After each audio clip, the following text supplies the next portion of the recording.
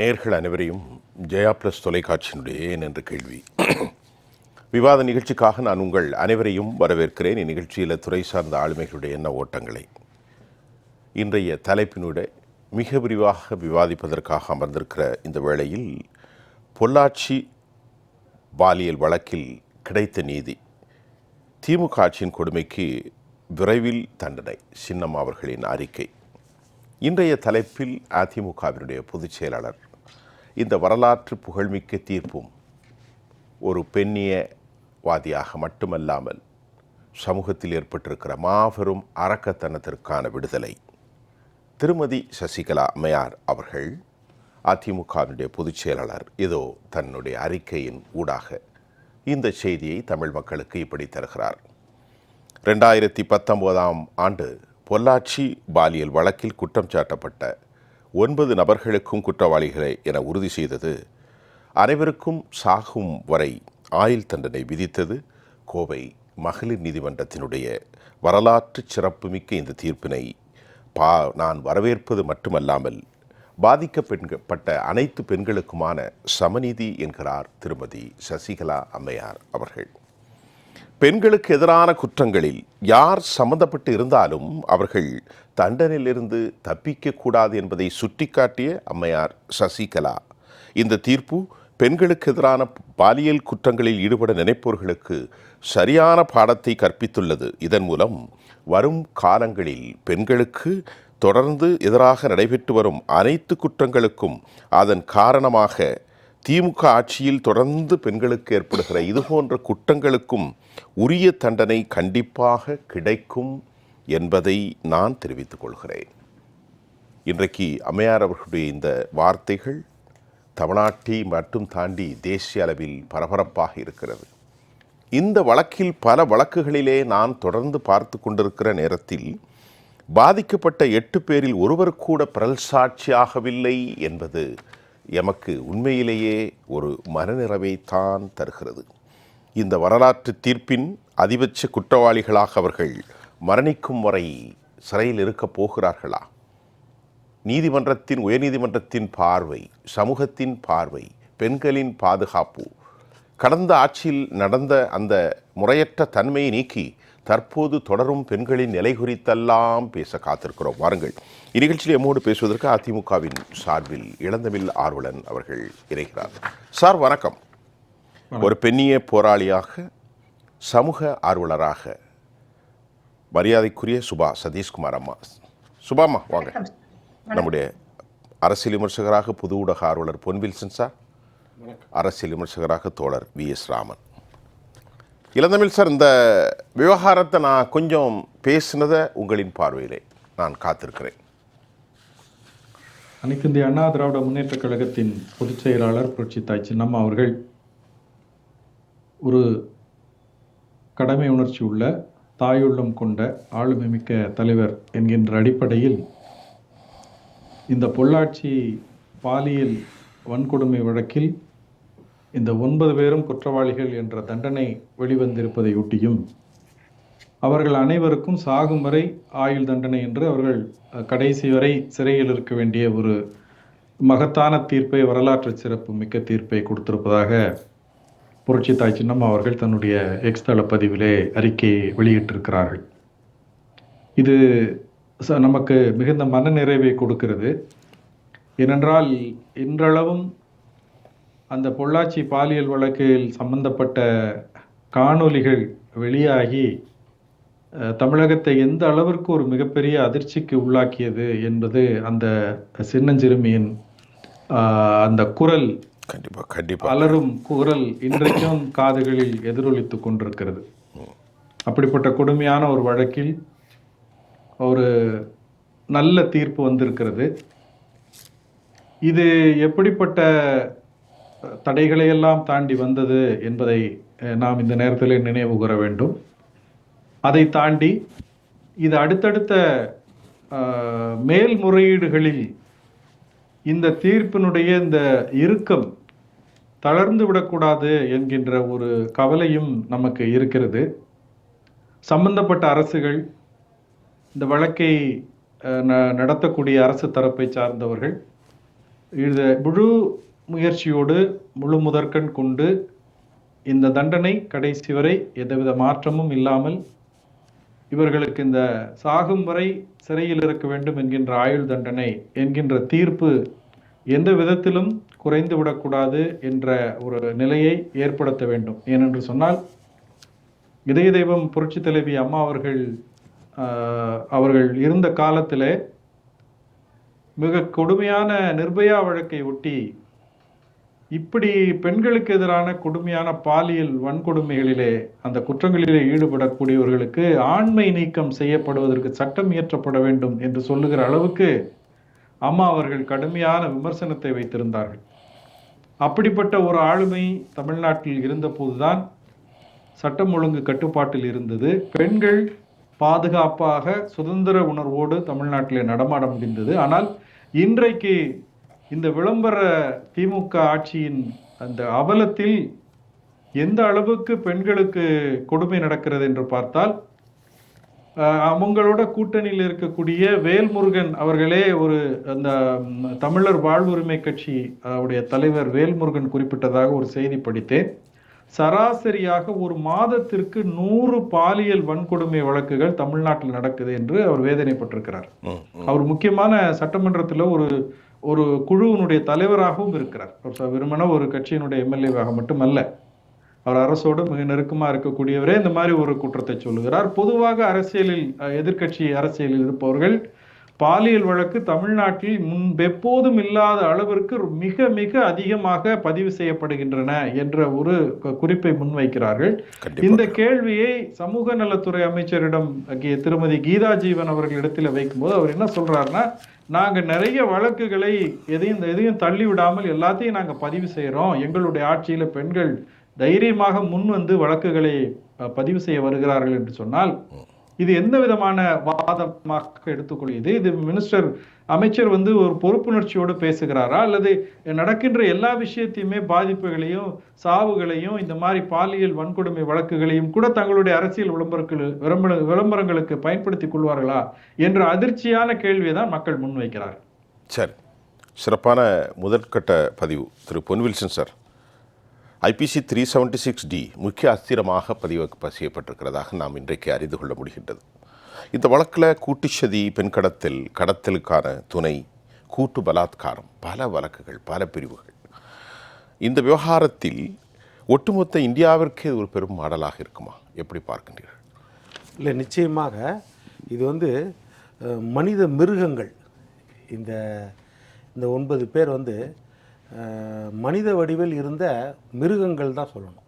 மிருகங்கள் கூட இந்த அளவுக்கு இருக்காது, அந்த அளவுக்கு கொடூரமான விஷயத்தை செய்தவர்கள் இந்த 9 பேரும். அப்பாவி பெண்கள் கிட்டத்தட்ட அப்போது 20 பேர் அதில் எடுத்தது, அந்த வீடியோலேருந்து எடுத்தது. அதில் 9 பேர் இந்த பெண்கள் நேரடியாக பாதிக்கப்பட்ட அந்த பெண்களை இந்த வழக்கில் இன்னொரு விஷயம் என்னென்னா, இந்த வழக்கில் அந்த பாதிக்கப்பட்ட பெண்களின் அடையாளமும் வெளியே இருக்கக்கூட தெரியும். ரொம்ப கவனமாக அப்படி இருக்கும்போது ரொம்ப கவனமாக, அதே நேரத்தில் ஆதாரங்களையும் திரட்டி ஆகும், யாரும் எஸ்கேப் ஆகிடக்கூடாது அப்படின்றதுக்காக இந்த வழக்கில் எப்படின்னா விட்னஸ் ப்ரொடெக்ஷன் ஸ்கீம் அப்படின்ற ஒரு ஸ்கீமே இருக்குது. அதாவது சாட்சிகள் பாதுகாப்பு வளையம். அந்த விஷயத்தை வச்சு தான் சாட்சிகளையும் நம்ம விசாரணை பண்ணணும். அப்படி இருக்கும்போது இந்த காவல்துறை அதிகாரி, சிபிஐயை பொறுத்த வரைக்கும் 2 அதிகாரிகள், சிபிஐ அதிகாரி விஜய் வைஷ்ணவி மற்றும் சிபிஐ ஆய்வாளர் பச்சையம்மாள், 2 பேரும் ஒரு மிகச்சிறப்பான ஒரு விசாரணையை நடத்தியிருக்காங்க. அவர்களுக்கு நம்ம நன்றி தான். ஆமாம், அவர்களுக்கு நம்ம நன்றியை தெரிவிச்சுக்கணும். ஏன்னா கிட்டத்தட்ட 205 ஆவணங்கள் மார்க் செய்யப்பட்டது. குற்றவாளிகள் மீது 76 குற்றச்சாட்டுகள். இப்போ நீங்கள் சொன்ன மாதிரி செக்ஷன் 376D கேங் ரேப் பண்ணது, கூட்டு பாலியல். ஆமாம், கூட்டு பாலியல். அதே மாதிரி 376(2N) அது என்ன அப்படின்னா ரிப்பீட்டட் அஃபென்ஸ், மறுபடியும் கூட்டு பாலியல் செய்தது அப்படின்றது. இந்த 2த்துக்கும் அது குறைந்தபட்ச தண்டனை அப்படின்னா 20 வருடங்கள். அதிகபட்ச தண்டனை என்பது இயற்கையாக ஆயுள் முடியும் வரை ஆயுள் தண்டனை, அதாவது சாகும் வரை ஆயுள் தண்டனை. இதுதான். அப்போது நம்ம வழக்கறிஞர் கூட என்ன செய்கிறாருன்னா, அதிகபட்ச தண்டனையை அவங்களுக்கு கொடுக்கணும் அப்படின்னு தான் அவங்க வேண்டுகோள் விடுத்தாங்க, சிபிஐ தரப்பில் ஆஜரான வழக்கறிஞர்கள். அப்போது அந்த குற்றவாளிகள் தரப்பில் என்ன சொன்னாங்கன்னா, இவங்க சின்ன வயசு, இன்னும் திருமணம் கூட அவளை வயதான பெற்றோர் இருக்கிறாங்க. இதெல்லாம் எப்படி கணக்கு? அப்போ என்ன சொல்கிறாங்க, அது இதெல்லாம் கணக்கில் வச்சுட்டு இந்த மனித மிருகங்கள் இந்த மாதிரி வேலையை பண்ணாங்க, அதனால் அதிகபட்ச தண்டனை கொடுக்குறோன்னு நீதிபதி அவர்கள் அதிகபட்ச தண்டனை கொடுத்துருக்காங்க. இது வந்து ஒரு மிகச்சிறந்த உதாரணம், இந்தியாவிற்கே ஒரு உதாரணம் தான். சின்ன குறுக்கீடு. 76 குற்றச்சாட்டுகளில் 66 நிரூபிக்கப்பட்டிருக்கிறது. 66 நிரூபிக்கப்பட்டு 8 பேர் சாட்சியில் ஒருவர் கூட பிறல் சாட்சியில். மொத்தம் வந்து எத்தனை சாட்சிகள்? 48 சாட்சிகள். அது அரசின் சார்பில் 48. அந்த சாட்சிகள் கூட பிறல் சாட்சியா மாறல, யாருமே பிறல் சாட்சி. அப்போ பாருங்க எந்த அளவுக்கு வந்து உண்மையா இந்த வழக்கு நடந்திருக்கிறது. 48லயும் ஒன்றும் இல்லை, இந்த 8லயும் ஒன்றும் இல்லை. ஆமா, 76 பதிவு செய்யப்பட்ட குற்ற வழக்குல 66 நிரூபணம் ஆயிருக்குது. இன்னொரு பக்கம் பார்த்தீங்கன்னா, இது நடந்தால் உடனே ஒரு போலீஸ் அதிகாரி வந்து உக்காந்து இவங்க தான் மாட்டினவங்க, முதல்ல 3 பேர் தான் கைது பண்ணாங்க, அடுத்த நாளே போலீஸ் அதிகாரி உட்காந்து இவங்க மட்டும்தான் குற்றவாளிகள், வேற அவ்வளோவா தெரியல, வேற இல்லை அப்படின்லாம் டிஃபெண்ட் பண்ணல. ஞானசேகரன் விஷயத்தில் டிஃபெண்ட் பண்ண மாதிரி உண்மையா இல்லையா? அதுதான். அதே மாதிரி பார்த்தீங்கன்னா எஃப்ஐஆர் லீக் ஆகல. ஆமாம், லீக் ஆகி எனக்கு வந்து விதிக்கு உனக்கு நான் என்ன செய்வேன், திமுக கவர்மெண்ட் நடந்துச்சு. எஃப்ஐஆர் லீக் ஆகல, லீக் ஆச்சு இந்த வழக்கை பொறுத்த வரைக்கும். அடுத்தது பார்த்தீங்கன்னா, குற்றவாளி பாத்ரூமில் வழிக்கு விழுந்து ஆஸ்பத்திரியில் போய் 1 வாரம் 10 நாளைக்கு படுத்துக்கல. போலீஸ் கமிஷனர் உடனே இது தவிர வேற யாரும் ஆரம்ப கட்டத்தில் அவனை கஸ்டடியில் எடுக்கும் பொழுது தான் ஆதாரங்களை மறைக்கிறதுலேருந்து மறுக்கிறதுலேருந்து நம்ம காப்பாற்ற முடியும், அந்த தடயங்களை அழிக்கிறதுலேருந்து. அவனுக்கு கை கால் முறிஞ்சது, நீங்கள் கொண்டு போய் ஆஸ்பத்திரியில் வச்சுக்கிட்டிங்கன்னா 1 வாரம் 15 நாளைக்கு பிறகு எப்படி ஆரம்ப கட்ட ஆதாரங்கள் ஈஸியாக அழிச்சிட முடியும்ல? அப்போ இதெல்லாம் அங்கே சந்தேகத்துக்கு இடம் இருக்குல்ல, இதெல்லாம் அந்த வழக்கில் நடைபெறவில்லை. அதே போல் இந்த குற்றவாளிகள் இந்த 9 பேரை வந்து இதற்கு முன்னாடி கேஸ் ஹிஸ்ட்ரி இருக்குதான்னு பார்த்தா அதுவும் இல்லை. அதாவது என்ன பதிவு, அது வரலாற்று பதிவா? வரலாற்று குற்றவாளிகளான்னு பார்த்தா இல்லை. இவங்க வந்து பசுத்தோல் போத்திய புலிகள் மட்டும் இல்லை, இவங்க மிருகங்கள். அப்பேற்பட்ட கயவர்களை கண்டுபிடிச்சி இந்த அளவுக்கு உச்சபட்ச தண்டனை வாங்கி கொடுத்துருக்காங்க. இன்றைக்கு தான் என்னன்னா அந்த பெண்களுக்கு வந்து ஒரு ஆறுதல் கிடைக்கும். இப்போ ஒரு கேள்வி, இன்றைக்கு இது சமூகத்தில் நிச்சயமாக இப்போ நியூஸ் பார்க்குறவங்க மக்கள் மத்தியில் ஏராளமாக பெரியவர்கள், இது எப்படிப்பட்ட ஒரு நம்பிக்கை ஏற்படுத்தும் இந்த தீர்ப்புகள்? நிச்சயமாக. ஏன்னா அதனால்தான் அந்த சிபிஐ இந்த வழக்கை எடுக்கும் பொழுது, ஏன்னா வழக்கத்தின் வீரியத்தை பார்த்து தான் சிபிஐ கிட்ட ஒப்படைக்கணும். ஆரம்பத்தில் வந்து நம்ம பொள்ளாச்சி டவுன் போலீஸ் தான் அவங்க விசாரித்தாங்க. அதில் வந்து காவல் ஆய்வாளர் நடேசன், எஸ்ஐ ராஜேந்திர பிரசாத் இவங்க விசாரித்தாங்க. அப்போ இதே எதிர்க்கட்சிகள், இன்னைக்கு இருக்கிற ஆளுங்கட்சி திமுக சார்பாக எதிர்க்கட்சிகள் இந்த விசாரணை எங்களுக்கு போதாது, எங்களுக்கு நம்பிக்கை இல்லை, உடனே என்ன செய்கிறாங்க, சிபிசிஐடி கிட்ட கொடுக்குறாங்க. சிபிசிஐடியில் எஸ்பி நிஷா பார்த்திபன் அவர்கள் விசாரிக்கிறாரு. அவங்க விசாரிச்ச பிறகு இதுலேயே எங்களுக்கு நம்பிக்கை இல்லை, சிபிஐ வசம் கொடுக்கணுன்றாங்க. உடனே சிபிஐ வசம் கொடுக்கப்படுகிறது. இப்போ சிபிஐ விசாரித்து இந்த வழக்கு தான் கொடுத்துட்டு வந்திருக்கிறாங்க. ஆனால் இன்றைக்கி இருக்கிற நிலைமையில் பார்த்தீங்கன்னா எந்த வழக்கும் சிபிஐக்கு போகக்கூடாதுன்னு திமுக அரசாங்கம் போகுது.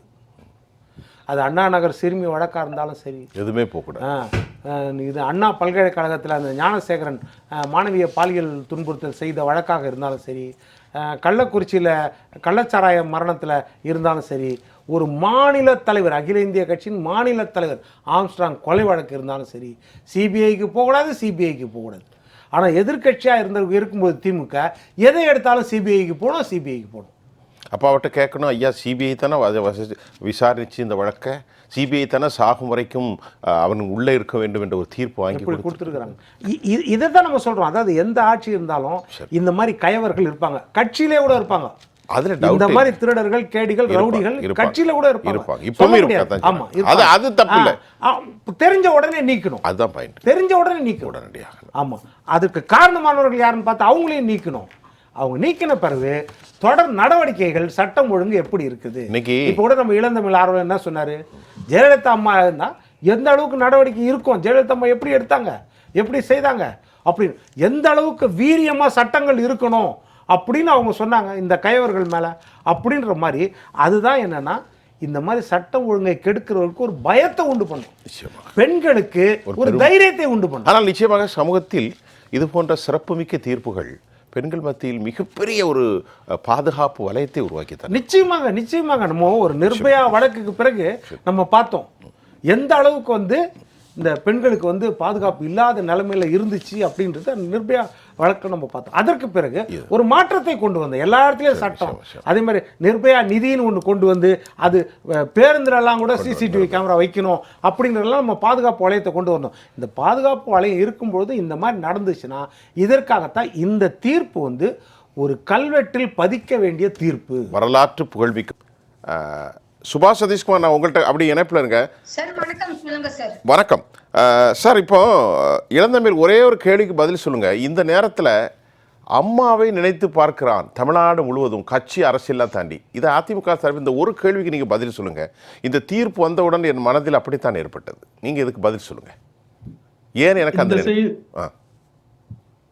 இல்லை, இந்த பொள்ளாச்சி பாலியல் வழக்கு தொடர்பான தீர்ப்பு வந்த இடத்துலையும் பரவலாக அம்மா இருந்திருந்தா இந்த மாதிரி ஒரு நிகழ்வு நடந்திருக்காது என்கின்ற பேச்சும், இந்த 4 ஆண்டு காலமாக திமுக போடுகின்ற இந்த கேலி கூத்தை எல்லாம் பார்த்து அந்த அம்மா இருந்திருந்தா இப்படி நடக்குமா, அந்த அம்மா இருந்திருக்கணும் என்று தெருவுக்கு தெருவு வீட்டுக்கு வீடு தமிழ்நாட்டு மக்கள் பேசுகிறார்கள் என்று சொன்னால் அது வந்து மிகையல்ல. இது சொல்லாத ஆள் கிடையாது. கட்சி வித்தியாசம் தாண்டி, சாதி மத வேறுபாடுகளை தாண்டி அனைவருமே இதய தெய்வம் புரட்சி தலைவி அம்மா அவர்களை நினைவு கூர்ந்து அவங்க இருந்தா இப்படி நடக்குமா என்று ஒவ்வொரு அவலம் நடக்கும் போதும், ஒவ்வொரு கொடுமை நடக்கும் போதும் மக்கள் குறிப்பிடுகிறார்கள் என்று நீங்கள் சொல்லுவது எந்த விதத்திலும் கொஞ்சம் கூட தவறில்லை, மிக மிக சரியான கூற்று. மக்கள் அப்படித்தான் நினைக்கிறார். இல்லை, இப்போ அடுத்த ஒரு சின்ன குறுக்கிட்டு கேள்வி. இயற்கை சில உந்துதல்களை எமக்கு ஏற்படுத்தும்.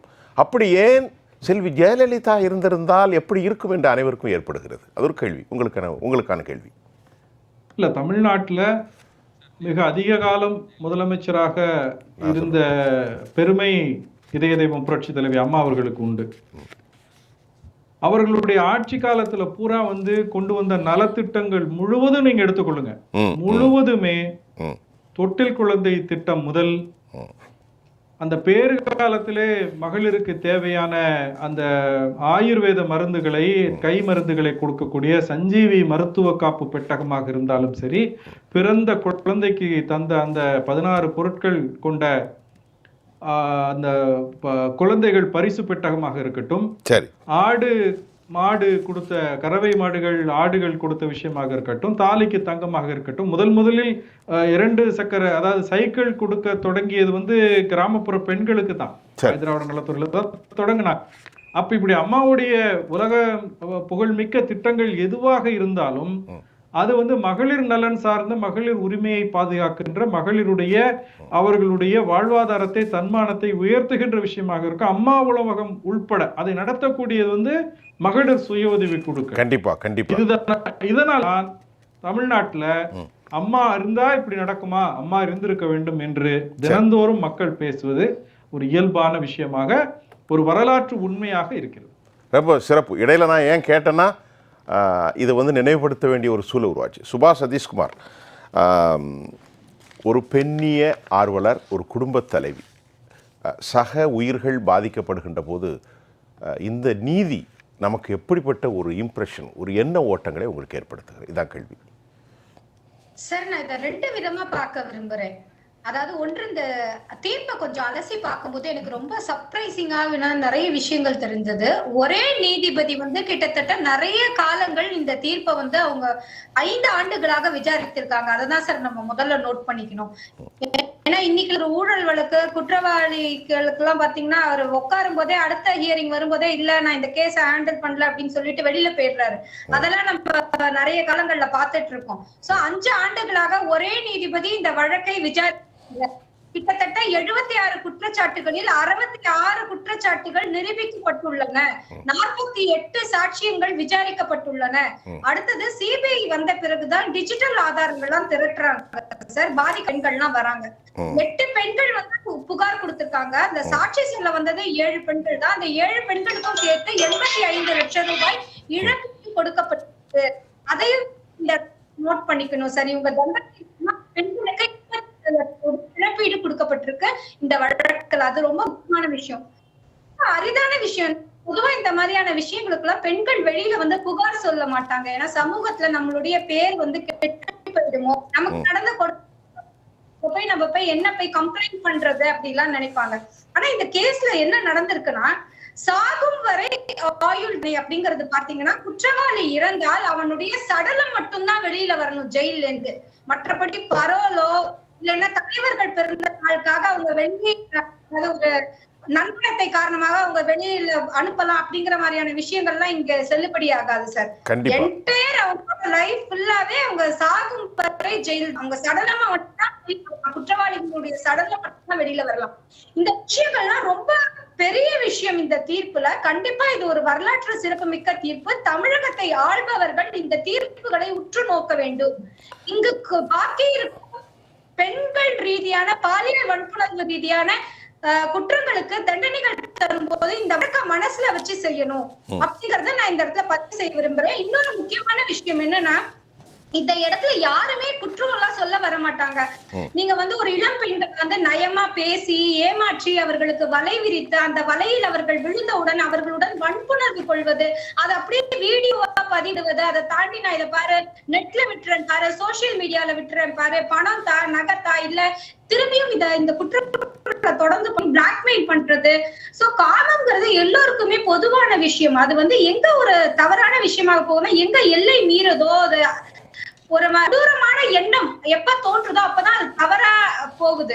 இந்த மாதிரி குற்றம் செய்தவர்கள் எப்படி மக்களோட மக்களாக சமுதாயத்தில் தகுதி பெற்றவர்கள், இவர்கள் மக்களே கிடையாது மிருகங்கள் அப்படிங்கறதுதான் என்னுடைய முதல் கட்ட பதிவா நான் பதிவு செய்ய விரும்புறேன். சிறப்பு சுபா.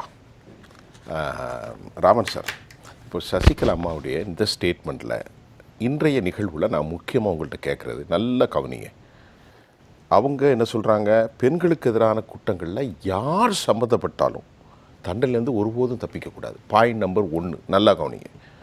இந்த தீர்ப்பு பெண்களுக்கு எதிரான பாலியல் குற்றங்களில் இன்றும் நாளையும் ஏற்படுகிற அனைவர்களுக்கும் பாடம் கற்பித்த ஒரு தீர்ப்பு. பாயிண்ட் நம்பர் 3, திமுக ஆட்சியில் இதே மாதிரி தொடருது. நிறைய விஷயம் இருக்குது, அது உங்களுக்கு தெரியும்.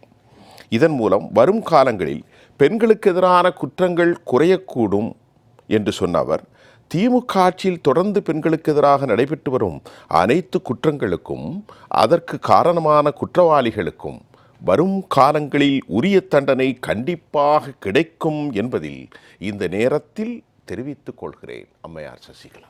அதாவது இன்னைக்கு தேகத்தில் சின்னமாக கொடுத்த அறிக்கையில் பார்த்தீங்கன்னா, நீதிமன்றத்தின் மீது எந்த அளவுக்கு நம்பிக்கை வச்சிருக்கிறாங்க என்பது இது அதுவே மிகப்பெரிய இது எல்லோரும் நம்பிக்கை கொள்ள வேண்டும் அல்லவா. ரெண்டாவது, இன்னைக்கு இந்த பொள்ளாச்சி விவகாரத்தில் 9 பேருக்கு சாகுமுறை தண்டனை தண்டனை கொடுக்கறதுனால எல்லாருமே அது பெரிய மகிழ்ச்சியாக ஒரு திருவிழா மாதிரி. காரணம் என்ன, இன்னைக்கு சுபாஸ்ரீ அவர்கள் சொன்னாங்க, நிறைய உணர்வுபூர்வமாக சொன்னாங்க.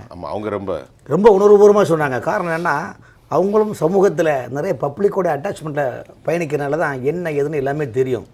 அந்த அடிப்படையில் பார்க்கும்போது இன்றைக்கி பார்த்திங்கன்னா எல்லாருமே பெண்களை வைத்திருக்க எல்லா தாய்மார்களும் அந்த அளவுக்கு அதை அந்த தண்டனையை தீர்ப்பை மகிழ்ச்சியாக ஏற்றுட்ட காரணம் என்ன, இன்றைக்கி எல்லா துறையிலுமே கிட்டத்தட்ட ஒரு தமிழ்நாட்டில் நீங்கள் பார்த்தீங்களா 60% நிறுவனங்களிலும் அரசு நிறுவனங்களிலும் பாலியல் உச்சத்தில் இருக்குது சார். அந்த பிள்ளைங்க வெளியே சொல்ல முடியாமல் எனக்கெல்லாம் உண்மையிலே, ஏன்னா அண்ணன் இதெல்லாம் சொன்னால் அண்ணன் பொலிவிஷன் கூட வருத்தப்படுவார். ஏன்னா அந்த அளவுக்கு என்கிட்ட தகவல் இருக்குது. இல்லை உங்களுக்கு நீங்கள் ஆதாரம் அவ்வளோ தகவல் இருக்கேன் சார். ஏன் ராமன் நம்ம 2 பேருமே உரிய நண்பராக தான் நீங்கள் ஒரு களத்தில் போய் இல்லை. காரணம் என்னன்னா, எங்கிட்ட ஒரு மாதத்துக்கு பாதிக்கப்பட்ட பெண்கள் அரசு, அதாவது நகராட்சி, ஊராட்சி, பேராட்சி நிர்வாகத்தில் கூட சில அதிகாரிகள் என்ன பண்ணுறாங்கன்னா, தங்களுக்கு சாதகமாக நடந்துக்கோ. இப்போ லாஸ்ட் அவர் சமீபத்தில் தேனியில் சமூக நலத்துறையில் ஒரு 2 பெண்களை வாங்க அந்த தொழிலே மாற்று, உன்னை குபேரன் ஆக்குறேன்னா இதே நம்ம விவாதம் பண்ணோம் அந்த தொலைக்காட்சியில் பாலியல் பிரச்சனை தான் ஸோ இந்த நிறைப்பில் இன்னைக்கு தீர்ப்பு இந்த அளவுக்கு தீர்ப்பு கொடுத்துருக்குது. ஆனால் இதில் என்ன விஷயம்னா, தமிழ்நாடு முதலமைச்சர் எக்ஸ்தலத்தில் கொடுத்துருக்காரு. என்ன கொடுத்துருக்காருன்னா, இது இதை பாராட்டுறேன். இதை அதே நேரத்தில் இதில் தொடர்பு உள்ளவர்களை காப்பாற்ற நினைத்தவர்களுக்கு என்னன்னா அவர்கள் வெக்கி தலைகுனிய வேண்டும். அப்படி யார் காப்பாற்றணும்? அது எப்படிங்க அதாவது காப்பாற்ற எப்படி நினைக்க முடியும்? அது நினைக்கும். ஆனால் இது ஒரு அரசியல், இது ஸ்டிக்கர் அரசியல். இந்த ஸ்டிக்கர் அரசியல் எப்படின்னா, அதாவது பொய் சொல்லலும் ஸ்டிக்கரு, நீதித்துறையிலும் ஸ்டிக்கர் ஓட்ட பார்க்குறாங்க, நிதியிலையும் ஸ்டிக்கர் ஓட்ட பார்க்குறாங்க. அரசை என்னத்தை சொல்ல முடியும் சொல்லுங்க? அதுதான் தியாகத்தில் சின்னம்மா சொல்கிறாங்க. ஒரு சின்ன கேள்வி. அண்ணா யூனிவர்சிட்டியில் கையும் களவுமாக பிடிபடுகிறான். ஆமாம். எந்த ஒரு விசாரணையும் இல்லாமல் எப்படி கமிஷனர் வேறு யாருக்கும் சம்மந்தம் இல்லை என்று சொன்னார்? யாரை காப்பாற்ற அவர் முயற்சிக்கிறார்? அதுதான் இன்னைக்கு அதுக்கு இதை காப்பாற்ற முயற்சித்த அந்த சார்கள் வெக்கி தலைகுணம்னு முதலமைச்சர் எக்ஸ்ட்ராத்தில் கொடுக்குறாரு. இப்போ அண்ணல் சூட்டியில் அந்த சார் யாரு? எந்த சார்? எந்த அமைச்சர் அந்த சாரு? அதுதான் இன்னைக்கு ஆளுங்கட்சி, இன்னைக்கு அண்ணா எதிர்கட்சி இன்னைக்கு சொல்கிறாங்க அந்த துணை மேயரை காப்பாற்றினது யாரு? இதில் எவ்வளோ விஷயங்கள் இருக்குது. சிபி சீட்டில் நாங்கள் தான் இதைத்தான் ஒரு பழமொழி சொல்லுவாங்க, நுழலும் தன் வாயார் சொல்லுவாங்க அப்படின்னு. அப்போ எதிர்கட்சி என்ன சொல்கிறேன், வெக்கி தலைகுணம் நீங்கள் தான் வெக்கி தலைகுணணும். காரணம் நீட்டு ரகசியத்தை சொல்கிறேன்னு மக்கள் மாணவர்களை ஏமாற்றி அது ஒரு வெக்கி தலைகுணேறது. அது போல் பார்த்தீங்களா அண்ணா நகரில் அண்ணன் பொன்முடிசன் சொல்கிறார் 10 வயது சிறுமி பாலியல் வழக்கில் அது சிபிஐலேருந்து விசாரணைக்கு எதிராக உச்சநீதிமன்றத்தில் போனது யார்? தமிழக அரசுடைய வழக்கறிஞர் தானே. அங்கே போய் அந்த சிறுமிக்கும் பெற்றோர்களுக்கு எதிரான தீர்ப்பு வாங்கணும்னு சொல்லிட்டு போராடினாங்க, பிரச்சனை பண்ண. அதே மாதிரி நீட்டு ரகசியம். அதே போல் அரசு மருத்துவர்களுக்கு கலைஞர் அரசாணை கலைஞர் பட அரசாணை 354 அதாவது அரசு அந்த டாக்டர்களுக்கு சம்பளம் கூட கொடுக்கணும், அவங்களுக்கு சலுகைகள் கொடுக்கணும். மட்டுமல்ல, கொரோனாவில் அந்த டாக்டர் விவேகானந்தன் இறந்தார், அந்த குடும்பத்துக்கு இன்னும் அவங்களுக்கு வேலை கொடுக்கல. இதெல்லாம் வெக்கி தலை கொண்டது யாருங்க? இந்த அரசுன்னு வெக்கி தலை கொள்ளணும். உங்களுடைய அரசு துறையில் அப்பனா திரு ஸ்டாலின் கேட்கணும், காப்பாற்ற நினைப்பது யார் என்று நீங்கள் பதில் சொல்லணும். ஒரு முதலமைச்சர் பொறுப்பில்லாமல் பேசக்கூடாது. அப்படி என்றால் நடந்த சம்பவத்தின் உடனே உங்கள் காவல்துறையின் தலைவராக இருக்கக்கூடிய ஒருவர் மறுத்தார் ஏன்? அதே மாதிரி ஜாஃபர் சாதிக் போன்ற பயங்கர சர்வதேச குற்றவாளிகளை எப்படி இடம் கொடுத்தீர்கள்? அவரை இன்னைக்கு வரையும் காப்பாற்றுறது எவ்வளோ முயற்சி பண்ணுறாங்க. அப்போ வெக்கி தலைகுனி வேண்டியது யார்? விடியா அரசா, விளம்பர அரசா? இதுக்கு 1000 கேள்விகள் கேட்கலாம். 2017 செந்தில் பாலாஜி மறையில் அடைக்கும் வரை நான் போராடுவேன் என்று சொன்ன திரு ஸ்டாலின் எப்படி தியாகியாக மாறினார்? இந்த கேள்விகள்லாம் கேட்கறவங்களா பத்திரிகைக்காரங்க? நான் பார்க்கறதே இல்லை. அப்படி இருங்க இடைவேளைக்கு அப்புறம். நான் பத்திரிகையாளர்கள் கேட்டாங்கன்னு தெரியாது, நான் ஏதோ கேட்குறேன். இப்போ பொன்வில்சன் சார், நம்ம சார் சொன்னதுக்கு நீங்கள் பதில் சொல்லுங்கள். 2வது ராமன்ட்ட போகணும் சொன்னார்ல, பிரச்சனையை பற்றி பேசணுமா நீங்கள் வேற எதுவும் சொல்ல வரணும்? இப்போ அதுதான் முக்கியம். சொல்லுங்கள். இப்போது இந்த மாதிரி பெண்களுக்கு எதிராக நடந்த பாலியல் துன்புறுத்தலில் 6 ஆண்டுகளில் ஒரு தண்டனை கிடைத்திருக்கிறது. கண்டிப்பாக இதை லோக்கல் போலீஸ் விசாரிக்கக்கூடாதுன்னு சொன்னார் ஸ்டாலின், விசாரிக்கலை. சிபிசிஐடி கிட்ட கொடுத்தாங்க, சிபிசிஐடி விசாரிக்கக்கூடாதுன்னாரு, சிபிஐட்ட கொடுத்தாச்சு. இப்போ சிபிஐ விசாரித்து அதிகபட்ச தண்டனை அழகாக வாங்கி கொடுத்துருக்குது. இந்த விஷயத்தில் என்னென்னா, அந்த 9 கயவர்களுக்கும் 6 வருஷமாக ஜாமீன் கிடையாது. ஆனால் 471 நாள் செந்தில் பாலாஜி ஜெயிலில் இருக்கும் போதே நீங்கள் என்ன சொன்னீங்க? உன் தியாகம் பெரிது, உன் உறுதி அதை விட பெரிது, தொட்டுப்பா சீண்டிப்பா எல்லாம் கேட்டீங்க. ரைட்டா? இப்போ அள்ளி அள்ளி கொடுப்பதும் பெரிது. இப்போ இதில் இன்னொரு விஷயம் என்னென்னா, எந்த நீதிபதியும் மாற்றம் இல்லாமல் இருக்க மாட்டாங்க, பணியிட மாற்றம். கிட்டத்தட்ட 5லேருந்து 6 வருடமாக இந்த கோவை மாவட்ட நீதிபதி நந்தினி தேவி அவர்கள் இந்த வழக்குக்காக 6 வருஷம் மாற்றலே இல்லாமல் இருந்திருக்கிறார். சிறப்பான எவ்வளவு பெரிய, அப்போ எவ்வளவு உண்மையா, எவ்வளவு நேர்மையா இந்த விசாரணை நடந்திருக்கிறது, உணர்வுபூர்வமா நடந்திருக்குது. அப்போ இதை நம்ம பார்க்கணும்ல. 3வது என்னன்னா, 5 முறை ஆயுள் தண்டனை, 4 முறை ஆயுள் தண்டனை, எல்லாம் ஏக காலத்தில் தான் அனுபவிக்கணும். ஒரு ஆயுள் தண்டனை தான். ஆனால் அந்த டெக்னிக்கல் வேர்டுக்காக என்னன்னா, ஒருவேளை இவங்க அப்பீலுக்கு போனால் கூட குறைக்கலாம், அவங்களுக்கு குறைக்க முடியாது. அதற்காகத்தான் அந்த 4 முறை 5 முறை ஆயுள் தண்டனை அது கொடுக்கறது. எதுக்குன்னா அதுக்கு தான். அதை குறிக்க முடியாது. நான் இப்போ 4 முறை ஆயுள் தண்டனை, 2 முறை ஆயுள் தண்டனை குறைக்கலாம். அந்த மாதிரி தான். அது மாதிரி அந்த ஒரு சான்சஸ் இல்லாமல் இருக்கணும் இவங்களுக்கு, அதை சீல் பண்ணிடணும் அப்படின்றதுக்காக தான் இந்த பொருத்தமான அந்த கயவர்களுக்குரிய தண்டனையை கொடுத்துருக்குறாங்க. இதை போய் அரசியலாக பேசி இதை போய் அந்த சார் கூட ஒப்பிட்டு கடைசி வரைக்கும் அப்போ எந்த அளவுக்கு அவர் பாதுகாக்கணும்னு பார்க்குறாரு. இன்றைக்கு வரைக்கும் தான் கட்சியை சேர்ந்தவர்களே, அவர் நிர்வாகியாக இருந்தால் அந்த ஞானசேகரன் மாநாடுக்கு போனார், கலைஞருடைய மாநாடு, கலைஞர் பாராட்டு மாநாடுக்கு போனார், கார் வச்சுருக்காரு. அப்புறம் நீங்கள் நம்ம ராமன் சொன்ன மாதிரி துணை மேயர் முதற்கொண்டு நம்ம சுகாதாரத்துறை அமைச்சர் வீட்டில் உட்காந்து பிரியாணியை சாப்பிட்டாங்க. இதெல்லாம் பார்த்தோம். உதயநிதி கூட ஃபோட்டோ எடுத்து எல்லாம் சொல்லி கூட நீங்கள் என்ன சொன்னீங்க? எங்கள் கட்சி கிடையாது, அவர் ஆதரவாளர், அனுதாபி.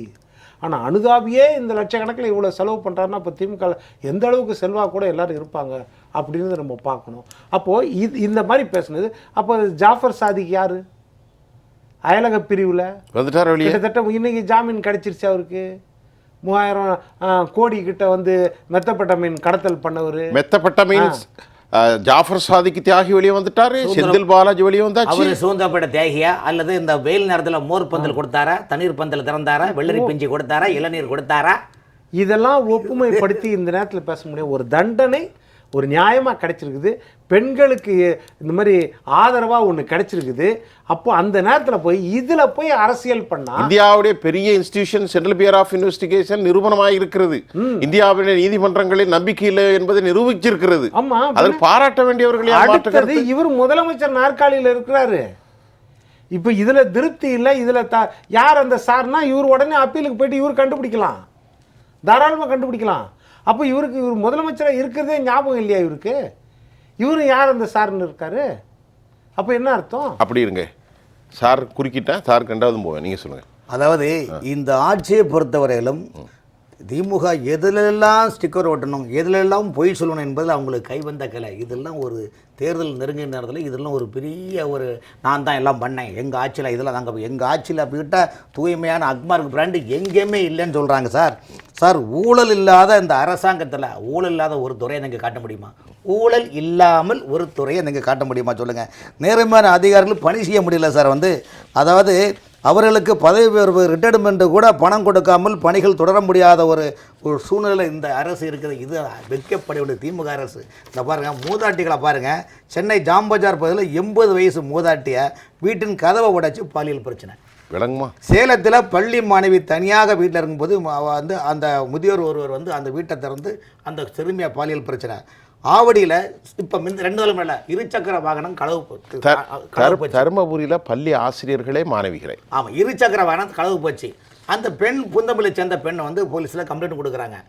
அந்த போலீஸ் என்ன பண்ணுறாங்கன்னா, வண்டி கிடச்சாச்சுங்க வாங்க நான் வரட்டுமா, கடைசி ஒரு முத்தமாவது கொடுங்களேன் என்ன. இதெல்லாம் எல்லாமே வந்த தகவல் தான் 2 நாளுக்கு முன்னால். ராணிப்பேட்டையில் 7 வயது சிறுமிக்கு பாலியல் வன்கொடுமை. அதே போல் அப்புறம் திருவள்ளூரில் செங்குண்டத்தில் அந்த பிளாங்காட்டில் 75 வயது மூதாட்டிக்கு பாலியல் தொல்லை. திருப்பூரில் 65 வயசு மூதாட்டிக்கு சாதிக் என்பவர் பாலியல் தொல்லை கொடுத்து கொங்கு நகர் அந்த இடத்துக்கு பேர் சென்னை பல்லாவரத்தில் புளிச்சலூரில் 13 வயது சிறுமியை தண்ணிக்கான் போடக்கூடிய அவர் அந்த பெண்ணை கற்பழிச்சுக்கிட்டு திரும்பவும் 12 பேர் கூட்டு சேர்ந்து என்ன இது இது எந்த ஆட்சியில் நடக்கு? திமுக ஆட்சியில் தான் நடக்குது. இடியமீன் ஆட்சியில் நடக்கா, உகாண்டாவில் நடக்கா, கானாவில் நடக்கா, எத்தியோப்பியில் நடக்கா, தமிழ்நாடு தான். இப்போ 1 மாதம் முன்னாடி கோவையில் ஜான் ஜபராஜ் என்ற ஒருத்தர் பிரேயர் மீட்டிங் என்ற பேரில் 14 வயது சிறுமி 17 வயது சிறுமி என்ன நடந்ததுன்னு உங்களுக்கு தெரியும். எவ்வளோ பரபரப்பான மேட்டர் பாருங்க. அது மாதிரி ஜோலார்பேட்டையில் இப்போ இன்னைக்கு ஈவினிங் பேப்பரில் வந்து சில விஷயங்கள் வழக்கில் இருக்குது, அதை விடுங்க. ஆனால் இப்போ நீங்கள் சொல்லக்கூடிய இவ்வளவு குற்றச்சாட்டுகளும் தமிழ்நாட்டில் நடந்து கொண்டு தமிழ்நாட்டில். அப்புறம் அண்ணா நகரில் பொன்வில்சன் சார், அண்ணா நகரில் அந்த பிள்ளைக்கு அந்த அரசு மேலிடம் போச்சே, எந்த அடிப்படையில் போனாங்க? அண்ணா நகரில் ஒரு பாவப்பட்ட ஒரு சின்ன 13 வயது பிள்ளைக்காக. அந்த 13 வயது பிள்ளை அந்த சதீஷ்னு ஒருத்தர் பாலியல் வன்கொடுமை. இது எங்கே போகுதுன்னா, அவங்களே அப்பாவி ஏழை கீழ்ப்பாக்கம் மருத்துவமனையில் கொண்டு போய் அந்த சிறுமியை செக் பண்ணும்போது தான் அந்த மருத்துவர்கள் சொல்கிறாங்க இந்த மாதிரி நடந்திருக்குதுன்னு. அவங்க புகார் சொன்ன பிறகு தான் இந்த வழக்கு வருது. நீங்கள் நிறைய கருத்தை வச்சுருங்க. அவங்க புகார் சொன்ன பிறகு தான் இந்த வழக்கு வருது. இந்த வழக்கு வந்த பிறகு அங்கே இருக்கிற ஆய்வாளர் ராஜு அப்படின்றவங்க என்ன செய்கிறாங்க, அவங்க பெற்றோரை கூப்பிட்டு லிஃப்ட்டுக்கிட்ட வச்சு மிரட்டுறாங்க. போக்சோ சட்டத்தின் பிரகாரம் வழக்குனா அந்த நாம்ஸ் அதை கடைபிடித்து தான் வாக்குமூலம் வாங்குறதோ மற்ற இதோ செய்யணும். மற்றபடி இவங்க அந்த பெற்றோரை பயமுறுத்துகிறாங்க. அதற்கு நீதிபதி இந்த வழக்கை எடுத்து அவர் மனசாட்சி உறுத்துது, அதை பார்த்துட்டு அவர் சிபிஐ கிட்ட கொடுக்குறாரு இந்த வழக்கு. அப்போ என்ன செய்கிறாங்க, உச்ச நீதிமன்றத்துக்கு திராவிட முன்னேற்ற கழக அரசாங்கம் போகுது. உச்ச நீதிமன்றத்தில் போய் அந்த வழக்கில் சிபிஐ விசாரணை வேண்டாம் அப்படின்னு இவங்க போகிறாங்க. யார்? உலக மகா வழக்கறிஞர்கள், மிகப்பெரிய வழக்கு, லட்சக்கணக்கில் ஒரு வாய்தாக்கு வாங்குற வழக்கறிஞர்கள், அவர்களை வச்சு வாதாடுறாங்க. இந்த ஏழை பெற்றோர் எப்படி வாதாட முடியும்? அதுலேயும் நீதிபதி என்ன செய்கிறாருன்னா, சரி சிபிஐ நீங்கள் வேணான்னு சொல்கிறீங்கன்னா எஸ்ஐடி ஸ்பெஷல் இன்வெஸ்டிகேஷன் டீம் அதை போட்டு தமிழ்நாட்டு கேடர் இல்லாமல் இருக்கணும் ஐபிஎஸ் அதிகாரிகள். அப்போ என்ன அர்த்தம்? தமிழ்நாட்டு ஐபிஎஸ் அதிகாரிகள் மேலே நம்பிக்கை இல்லாத இந்த ஆட்சியில் இந்த ஆட்சியில் காவல்துறையை கையில் வச்சிருக்கிற ஸ்டாலின் ஆட்சியில் அந்த காவல்துறை, தமிழ்நாட்டு காவல்துறை மேலே நம்பிக்கை இல்லாமல் அந்த ஐபிஎஸ் கேடர், வெளிமாநில ஐபிஎஸ் கேடர் தான் இருக்கணும் அப்படின்ட்டு அவங்க 3 பேரை நியமித்து அவங்க வந்து இன்றைக்கு பண்ணும்பொழுது இன்னொரு விஷயம், இந்த வழக்குக்கு டெல்லி வரைக்கும் வர வச்சிங்கல்ல, அந்த வழக்கு செலவுக்காக அந்த ஏழை சிறுமியின் பெற்றோருக்கு 25,000 கொடுக்க வேண்டும் என்று தமிழ்நாடு அரசிற்கு உத்தரவு போட்டாங்க நீதிபதிகள். இது எவ்வளோ பெரிய கஷ்டம். அதே மாதிரி தான் ஞானசேகரன் அவர்கள் வழக்கில், எஃப்ஐஆர் லீக் ஆன வழக்கில், அண்ணா பல்கலைக்கழக வழக்கில் 25 லட்சம் அந்த பெண்ணுக்கு இழப்பீடு கொடுக்க வேண்டும். இப்போ இந்த வழக்கில் வந்து 85 லட்சம் நம்ம இப்போ சுபா சொன்னாங்க. அது இப்போ 1 கோடியா ஆக்க வேண்டும் என்ற பொது ஊடகங்கள்லேருந்து கருத்துக்கள் 25 லட்சம் கொடுக்கணும்னு அவங்க கேஸ்ல அப்போ அரசாங்கத்திற்கு உத்தரவு போடுறாங்க அப்படின்னா எப்போ வழக்கு நடந்துட்டு கொண்டு இருக்கும்போது இன்னும் தீர்ப்போட வரல. அப்போ இந்த வழக்கிலேயே தீர்ப்பு வந்துருச்சு. தீர்ப்பு வராமல் ப்ரிலிமினரி இன்வெஸ்டிகேஷன் முடிஞ்சு இன்ட்ராகேஷன் பண்ண பிறகு நீங்கள் 25 லட்சம் கொடுக்கணும்னு சொல்கிறாங்க. அதில் நீதிமன்றம் கண்டிக்குது. ஏன் கமிஷனர் அடுத்த நாளே வந்து அறிக்கை கொடுக்குறாரு, இதில் ஒருத்தர் தான் இருக்கிறாரு அப்படின்னு ஏன் அறிக்கை கொடுக்குறாரு அப்படின்னு நீதிமன்றம் கண்டிக்குது. இந்த கண்டிப்பான வார்த்தைகளை கூட நீங்கள் நீக்கணும்னு உச்சநீதிமன்றத்துக்கு போகிறாங்க. எங்கள் கமிஷனர் மேலே இருக்கிற வார்த்தைகளை, ஹைகோர்ட்டில் கொடுத்த வார்த்தைகள், இந்த வார்த்தைகளை மட்டும் நீக்குங்க அப்படின்னு ஹைகோர்ட். அதனால தான் இந்த அரசாங்கத்தின் மேலே நம்மளுக்கு வெறுப்பு வருகிறது. காரணம் இதுதான். தவறு எந்த ஆட்சியில் நடக்கலாம், ஆனால் அந்த தவறு நடந்த பிறகு நீங்கள் காப்பதற்கு எந்த அளவுக்கு முயற்சி செய்தீர்கள், அதுதான் நம்மளுக்கு வந்து மிகப்பெரிய வெறுப்பை இந்த அரசாங்கத்தின் மேலே, திமுக அரசாங்கத்தின் மேலே ஏற்படுத்துகிறது. சரி சுபா, இரண்டாமற்ற உங்களுடைய கருத்து சொல்லுங்க. சார், இங்க வந்து நம்ம சமூகத்துல வாழ்றவங்க குற்றம் புரிய அஞ்சுவாங்க. ஆனா அரசியல், காவல்துறை பின்புலம் உள்ளவர்கள், அதை தாண்டி செல்வந்தர்கள் எல்லாமே குற்றம் புரிவதற்கெல்லாம் ரொம்ப அஞ்சறதெல்லாம் கிடையாது. அரசியல் பின்புலம் இருந்தால் காவல்துறையினர் தங்கள் மீது கை வைக்க மாட்டார்கள் அப்படிங்கிற ஒரு மிகப்பெரிய ஒரு எண்ணம் வந்து இங்க இருக்கு. அப்படியே குற்றம் புரிந்தாலும் நம்ம ஈஸியா தப்பிச்சிடலாம் அப்படிங்கிற ஒரு தைரியமும் இருக்கு. இன்னைக்கு குற்றம் சாட்டப்பட்டவர்கள் வந்து சென்ற ஆட்சியில 2021 தேர்தல் சந்திக்கும் போது பொல்லா அரசுக்கு பொள்ளாட்சியே சாட்சி அப்படிங்கறத சொல்லிதான் அன்றைய எதிர்கட்சி தலைவர், இன்றைய முதல்வர் வந்து தேர்தல் பிரச்சாரத்தை மேற்கொண்டாரு. இந்த ஆட்சியை மாற்றத்துக்கான வழிவகையை இந்த பொள்ளாட்சி வழக்கு வந்து பெற்று தந்தது. ஆனா இன்று அராஜக ஆட்சிக்கு அண்ணா நகரே சாட்சி, இல்லைன்னா அண்ணா பல்கலைக்கழகமே சாட்சின்னு 2006 இவங்க தேர்தல் பிரச்சாரத்தை மேற்கொண்டாலும் ஆச்சரியப்படுவதற்கு ஒன்றுமில்லை சார். இப்படிதான் வந்து திமுகவோட தம்பி மற்றும் அனுதாபி ஞானசேகரன் வந்து காலமாக பாலியல் வன்புணர்வுல ஈடுபட்டு வந்ததாகவும், இதற்கெல்லாம் உங்களோட பக்கபராமல் இருக்குமா, அவருக்கு எப்படி இந்த தைரியம் வரும் அப்படிங்கறதையும் நம்ம எண்ணி பார்க்க வேண்டியதாக இருக்கிறது. பெரிதாக வெடித்த இந்த பொள்ளாச்சி சம்பவம் வந்து அன்றைக்கு அதிமுகவிற்கு மிகப்பெரிய ஒரு சங்கடத்தை ஏற்படுத்தியது அப்படின்னா அது மாற்று கருத்தே கிடையாது. திமுகவாக இருந்தாலும் சரி, அதிமுகவாக இருந்தாலும் சரி, இன்று தன்னை சுய பரிசோதனை செய்து கொள்ள வேண்டிய கட்டாயத்தில் இருக்கிறார்கள். இது போன்ற இளைஞர்கள் தான் நம்ம வளர்த்து விடுவதுதான் நம்ம தமிழ்நாட்டோட அடையாளமா அப்படிங்கிற ஒரு கேள்வியையும் நம்ம முன்வைக்கிறேன். ஏன்னா ஒவ்வொரு கட்சியிலையும் இளைஞர் அணின்னு ஒன்று இருக்கு. சோ இந்த மாதிரியான மிருகங்களை தான் நம்ம இளைஞர்களா வளர்த்து வர்றோமா? ஏன்னா அவங்க ஏதோ ஒரு அரசியல் கட்சி சார்ந்த பின்புலமா இருக்காங்க, அதுல டெவலப் ஆகி வரவங்களா இருக்காங்க அப்படிங்கறதையும் நம்ம தொடர்ந்து பார்க்க முடியுது. சார், நீங்க அமைச்சர் செந்தில் பாலாஜியை பற்றி, அவர்களை பற்றி பேசுனீங்க. தமிழ்நாட்டுல மட்டும் ஒரு விசித்திரமான ஒரு நடைமுறை ஒன்று இருக்கு. அதாவது அமைச்சர் வந்து ரைடு வராங்க, ரைடு வந்து அவரை கூட்டிட்டு போறாங்க. அமைச்சர் மனைவி வந்து ஹேர்பிஸ் தாக்கல் பண்றாங்க. என் கணவர் எங்க இருக்காருன்னே தெரியல, அவரை பார்த்து கொடுங்க, காப்பாத்தி கொடுங்கன்னு சொல்லிட்டு. ஆனா அமைச்சரோட தம்பி காணும், அமைச்சரோட தம்பி எங்க இருக்காருன்னு தெரியல, சிபிஐ எல்லாம் தேடுறாங்க. ஆனா அவங்க வீட்டம்மா எந்த மனுவுமே தாக்கல் செய்யல. இதெல்லாம் நீங்க நோட் பண்ணிக்கோங்க சார். அது மாதிரியான நடைமுறை எல்லாம் தமிழ்நாட்டுல மட்டும்தான் இருக்கு. ஈடு தூக்கி போனவங்களுக்கு ஹேர்பிஎஸ் கார்பஸ் தாக்கல் பண்ணலாம், ஆனா காணாம போனவருக்கு 1 வருஷமா ஹேர்பிஎஸ் கார்பஸ் தாக்கல் பண்ணல. ஆனா டைரக்டா வராரு, ஜாமீன் வாங்குறாரு, அவர் மட்டும் வெளியில போறாரு. இந்த வழக்கை பார்க்கும்போது இந்த குற்றம் சாட்டப்பட்டவருடைய திருநாவுக்கரசருடைய பண்ணை வீடும் ஒரு இடமா எடுத்திருக்காங்க. ஐபோன்ல இருந்து நிறைய ஆதாரங்களை கைப்பற்றி இருக்காங்க. இது போல சமீபத்துல அந்த கன்னியாகுமரியில காசின்னு சொல்லிட்டு லேப்டாப்ல நிறைய அந்த பாலியல் வீடியோ வந்தவங்களுக்கு ஜட்ஜ்மெண்ட் வந்தது சார். அதையுமே நம்ம இந்த இடத்துல நோட் பண்ணணும்னு நான் விரும்புறேன். சோ இந்த அம்மா என்ன சொல்றாங்க, இந்த திருநாவுக்கரசரோட அம்மா தன்னுடைய அந்த ஆண் என்னவோ ரொம்ப ஒழுக்கமானவரும், இந்த வழக்குல வந்து நான் எங்க வேணாலும் போவேன், எப்படி வேணாலும் போவேன் என் பையனுக்காக, நான் வாதாடி என் வந்து குற்றமற்றவன் நிரூபிப்பேன்னு சொல்றாங்க. இவங்கெல்லாம் ரொம்ப வெட்டி தலை குனிய வேண்டும். சொல்கிறேன், குற்றம் சாட்டப்பட்டவர் யாராக இருந்தாலும் குற்றம் குற்றம் தான், குற்றவாளி குற்றவாளி தான். அப்படிதான் நம்ம இதை அணுக வேண்டும். அந்த தாய்க்கு தெரியாது இவ்வளவு பெரிய விஷயம் நடந்திருக்கு, அவங்க வீட்டை எடுத்திருக்காங்க, செஞ்சிருக்காங்க. இதுக்கு மேல இன்னும் என்ன ஆதாரம் வேணும் சார்? 8 பெண்கள் அந்த ஒரு பெண்ணை தவிர 7 பெண்களுக்கும் இங்க கொடுத்திருக்காங்க. இந்த மாதிரி எல்லாருமே தப்பிக்கிறாங்க. அண்ணா அந்த பல்கலைக்கழக பாலியல் வழக்கு கூட அந்த சார் யாரு அப்படிங்கறது இன்னி வரைக்கும் நம்ம கண்டே பிடிக்க முடியல. அண்ணா நகர் கேஸ் சார் சொன்னாரு, அந்த கேஸ்ல வந்து நம்ம தமிழக அரசு தான் இதை வந்து சிபிசிஐடிக்கு போகாதீங்கன்னு சொல்லிட்டு மனுவை தாக்கல் செய்யறாங்க. அதே மாதிரி பாத்தீங்கன்னா இன்னொரு விஷயம், மற்றொரு நிகழ்வு அவர் சொன்னாரு. அதாவது இந்த அண்ணா பல்கலைக்கழக வழக்குல கமிஷனர் மேல சாற்றப்பட்ட அந்த அவர் மேலே நடவடிக்கை எடுங்கன்னு உச்ச நீதிமன்றம் கொடுக்குது. அந்த இடத்த மட்டும் நீங்க கேன்சல் பண்ணுங்கன்னு சொல்லிட்டு நம்ம தமிழக அரசு தான் அதுக்குமே மனு தாக்கல் செய்யறாங்க.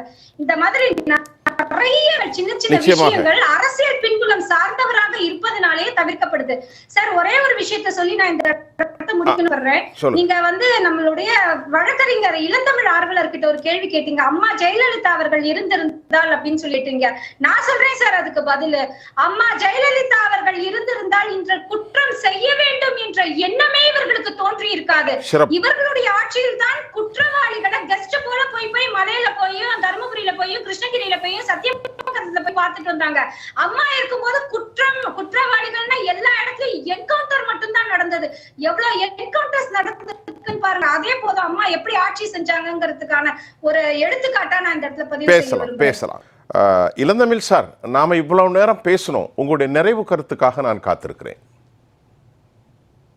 அந்த விளம்பர திமுக ஆட்சி பொறுப்புக்கு வந்தது முதல் எப்படி இவங்க எல்லா துறையிலையும் ஏராளமான பொய் வாக்குறுதிகளை கொடுத்து மக்களை ஏமாற்றி ஆட்சி பொறுப்பில் வந்து அமர்ந்து கொண்டு இப்படி ஒரு ஊதாரித்தனமான பற்றத்தனமாக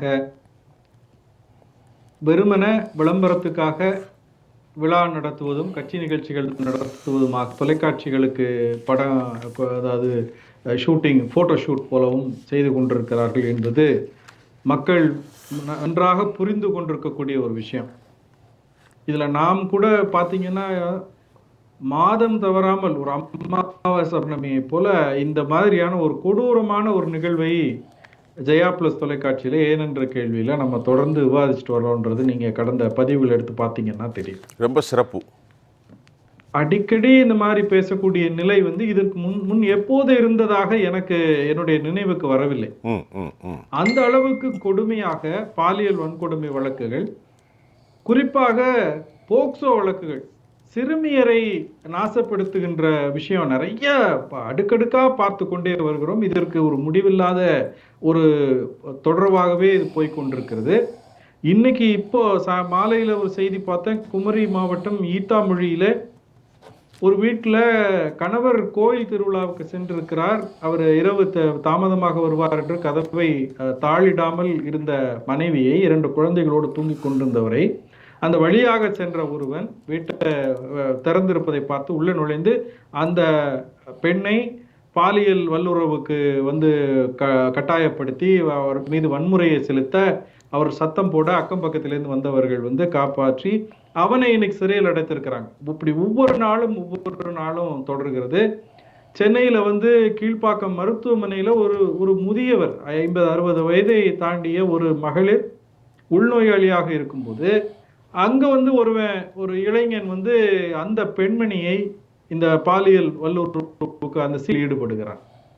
காவல்துறையினருக்கு விதிவிலக்கு கிடையாது, மருத்துவர்களுக்கு விதிவிலக்கு இல்லை, பயிற்சி மருத்துவர்கள் இதுல விதிவிலக்கு இல்லை, பள்ளி கல்லூரி மாணவிகள் விதிவிலக்கு இல்லை. இப்படி எங்கென்றும் அங்கெங்கிறபடி எங்கும்னு சொல்லுவாங்க. அது மாதிரி எல்லா பக்கமும் இந்த பாலியல் வன்கொடுமைகள் நடப்பதை பார்க்கிறோம். இது மிகுந்த அதிர்ச்சிக்குரியது. இத்தகைய கொடுமைகள் முற்றுப்புள்ளி வைக்கப்பட வேண்டும் என்று சொன்னால் இந்த மாதிரியான தீர்ப்புகள் தொடர்ந்து பாலியல் வன்கொடுமை வழக்குகளுக்கு மிக கட்டாயமாக கண்டிப்பான தீர்ப்புகள் வர வேண்டும். தொடர்ந்து மேல்முறையீடுகளிலும் இது இந்த தண்டனைகள் குறைக்கப்பட்டு விடாமல் அரசு மிக கவனமாக பார்த்து கொள்ள வேண்டும். இந்த மாதிரியான தீர்ப்புகள் இன்னும் கூட கடுமையான தீர்ப்புகள் கொடுக்கலாம். அது நிர்பயா அந்த நிதி என்று ஒரு நிதி ஒதுக்கப்படுது மத்திய அரசாங்கத்தால, தமிழ்நாட்டு மற்ற எல்லா மாநிலங்களுக்கும் ஒதுக்கப்படுகிறது. அதுல குறிப்பாக பெண்களுக்கு பாதுகாப்பு கொடுக்கக்கூடிய வகையில் அதிகமான இடங்களில் சிசிடிவி கேமராக்கள் பொருத்தப்பட வேண்டும். இன்னும் சொல்ல போனால் அரசு பேருந்துகளில் கூட பொருத்தப்பட வேண்டும். இதை கூட நிறைவேற்றாமல் தான் அண்ணா பல்கலைக்கழகத்துல இருளடைந்த இடத்துல பாதுகாப்புக்கு காவலர்கள் இல்லாத நிலையில இந்த கொடுமை நடந்ததை பார்த்தோம். எனவே இது total failure of governance, misgovernance. Intelligence என்பது இந்த அரசாங்கத்தில் அந்த நுண்புரிவு காவல்துறையினர் செயல்படுகிறார்களா இல்லையா என்பதே ஒரு மிகப்பெரிய கேள்வியாக இருக்கிறது. இதைத்தான் புரட்சித்தாய் சின்னம்மா அவர்கள் தன்னுடைய தள பதிவுல சொல்லியிருக்காங்க. இப்போது நடக்கக்கூடிய இந்த பாலியல் வன்கொடுமை வழக்குகளுக்கும் விரைந்து தீர்ப்பு வாங்கி கொடுக்கப்பட வேண்டும் என்று சொல்லியிருக்கிறார்கள். இதுல நம்ம நிறைய பேசலாம், வேதனைக்குரிய விஷயங்கள் நிறைய இருக்கின்றன. ஆனால் நேரம் கருதி நான் ஒன்றை சொல்லுகிறேன். திமுக யாருக்குமே பாதுகாப்பு இல்லாத ஒரு அரசாக இருக்கிறது. குறிப்பாக மகளிருக்கு, சின்னஞ்சிறு குழந்தைகளுக்கு கூட இந்த பாலியல் ரீதியான கொடுமைகளில் இருந்து அவர்களை காப்பாற்ற முடியாத ஒரு கையாலாகாத அரசாங்கமாக இருக்கிறது. 2026ஆம் ஆண்டு இதை தூக்கி எறியப்பட வேண்டும். அதற்கு கழகம் ஒன்றுபட வேண்டும். இதய தெய்வம் புரட்சி தாய் சின்னம்மா அவர்கள் இந்த சாதனையை நிச்சயமாக நிகழ்த்தியே தீர்வார் என்பதை என்னுடைய நிறைவு கருத்தாக வைக்கிறேன். மிக்க நன்றி சார். தமிழகத்தில் பொறுத்த வரைக்கும் மக்களும் நிம்மதியாக வாழ முடியல. பெண்கள் பள்ளிக்கூடத்திலும் போக முடியல, மாணவிகள் பள்ளிக்கூடத்தில் போகல, வேலைக்கு போக முடியல, காலேஜுக்கு போக முடியல, எங்கே போகணும் நிம்மதி இல்லாத ஒரு நிலைப்பாடு.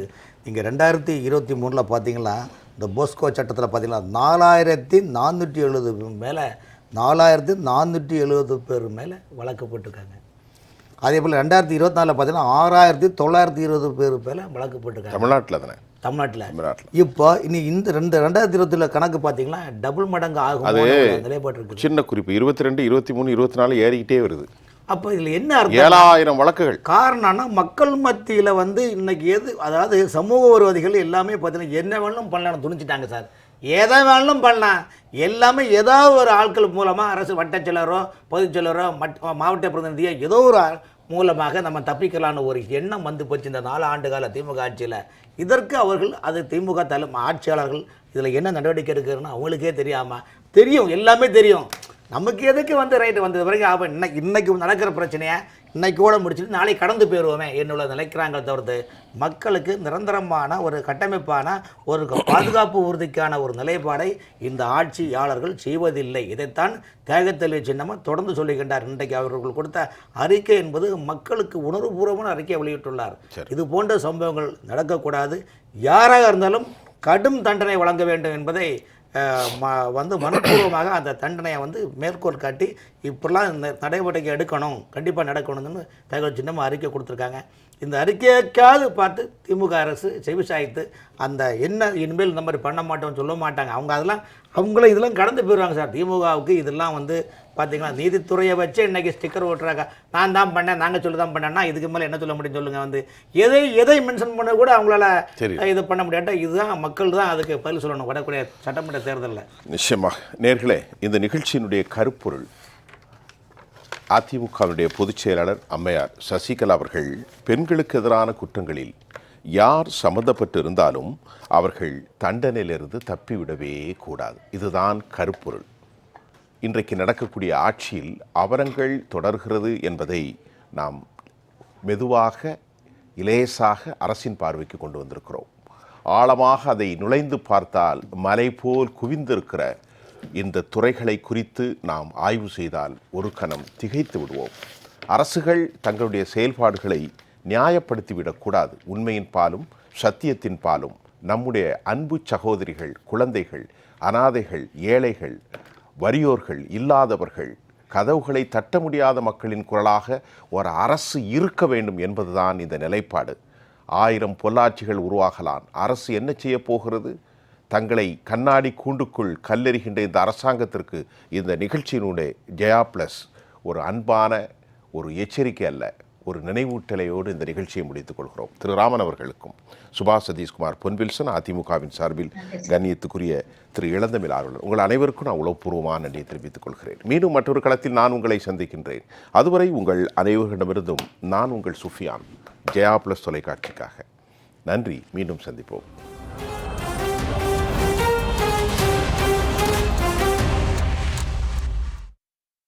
ஒரு தீர்ப்பு